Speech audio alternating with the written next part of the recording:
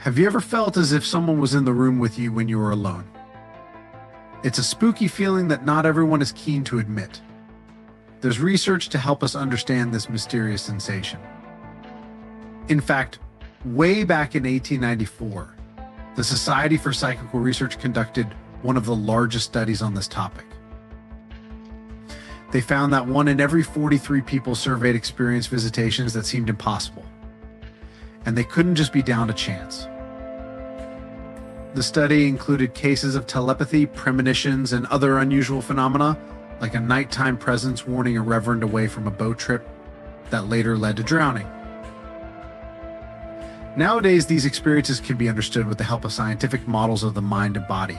For instance, sleep paralysis experienced by about 7% of adults has been linked to presences.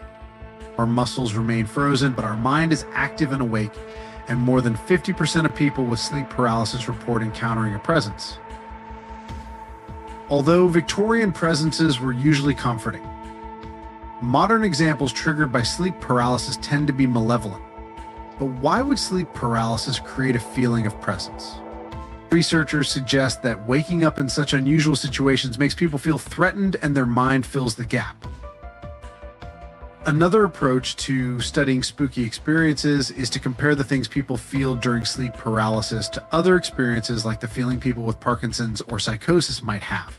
A study suggests that it's unlikely to be a sleep-specific phenomenon. Other cultures have their own spooky stories about nighttime presences, such as the Portuguese little friar with the pierced hand or the Ogun Oru of the Yoruba people in Nigeria.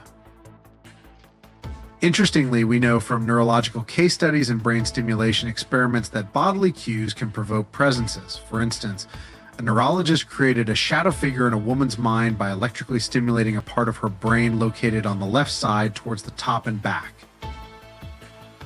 Additionally, when people's expectations about their senses are changed, it can make some healthy people feel like something or someone is there with them.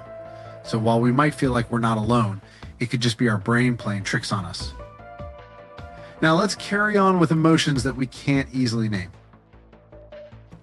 The first one is ellipsism. It refers to the melancholy of missing out on the future.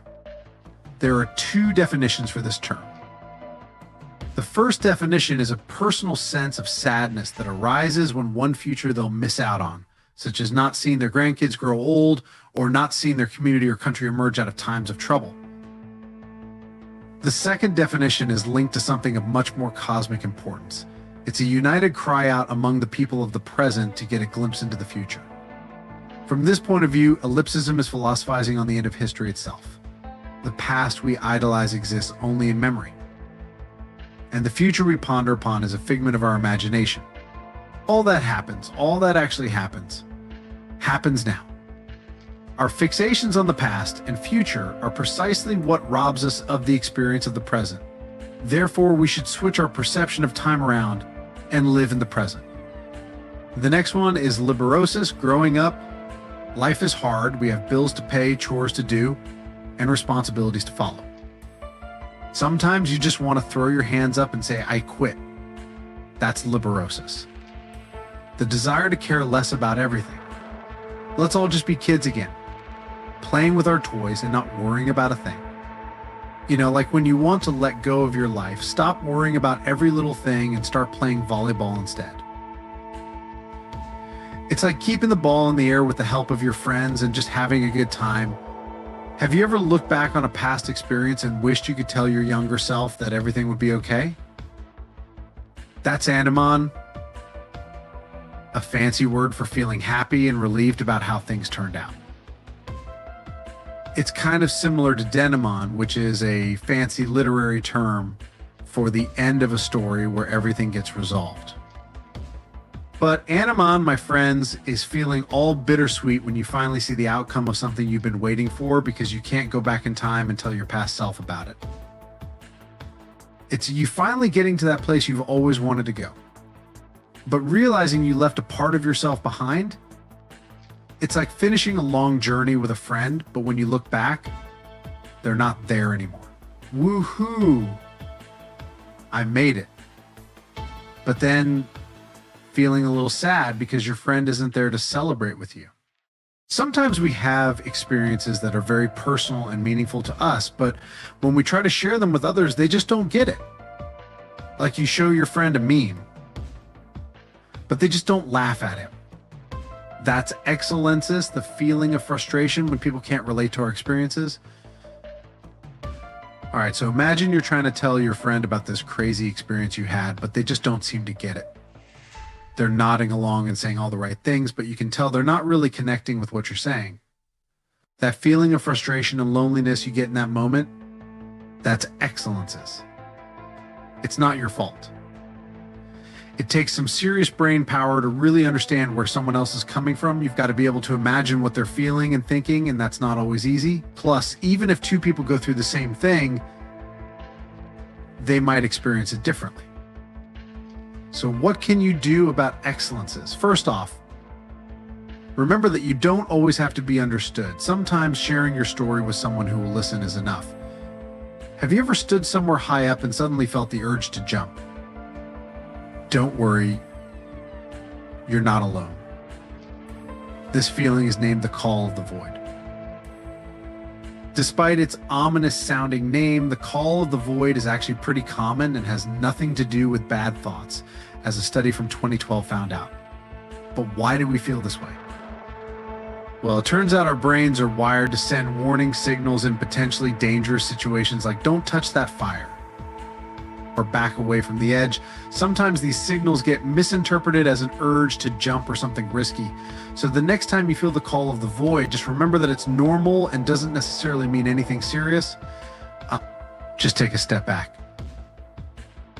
Maybe call a friend to distract yourself.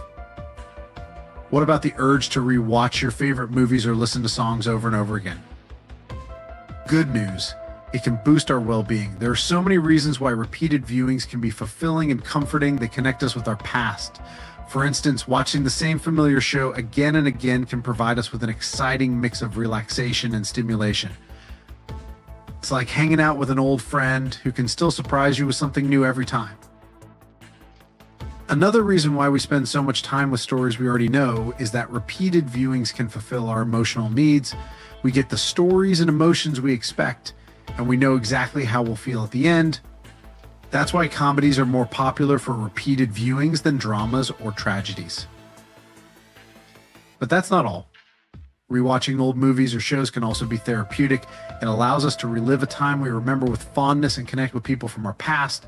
We can also use it to take a break from the overwhelming array of options that streaming services offer, which is the paradox of choice.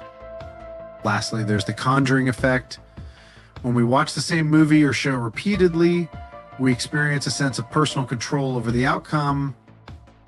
It can make us feel like we're directing the people and their actions, which can be very satisfying. And so there you are, enjoying the Lord of the Rings trilogy for the 10th time. Before you go, I should also mention that some of these scientific terms are made up. Well, kind of. They were created by the author of the Dictionary of Obscure Sorrows, so you can't find them in other dictionaries. Shakespeare also made up numerous words, and now we use them. So why not give a chance to others as well? Please like and share so everyone knows. Thank you for watching. If you want to know more, stay with Hidden to continue.